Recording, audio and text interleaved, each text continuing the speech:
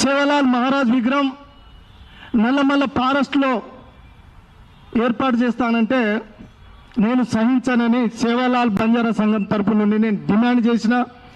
ఈ విషయాన్ని పెద్దలు ఉన్నారు, జాతి పెద్దలు ఉన్నారు, సంఘ నాయకులు, పార్టీలో ఉన్న లంబాడి నాయకులు, రాజకీయ నాయకులు, వారందరినీ ఒక వేదిక మీదకి తీసుకొచ్చి అందరితో చర్చించి, మరి మేము అయ్యా గతంలో మా తాతల ముత్తాతల్లో ఆ కాలంలో అడవి ప్రాంతంలో ఉండేటోళ్ళం, ఇప్పుడిప్పుడే పట్టణ ప్రాంతం సిటీ ప్రాంతానికి వచ్చి డెవలప్ అవుతున్నాం. మరి మా యొక్క ఆరాధ్య దేవ్ సేవలాల్ మహారాజ్ విగ్రహం మరి అడవి ప్రాంతంలో ఏర్పాటు చేసి మమ్మల్ని మళ్ళీ అడవి ప్రాంతానికి వెళ్ళే విధంగా కాంగ్రెస్ ప్రభుత్వం కుట్ర చేస్తుంది.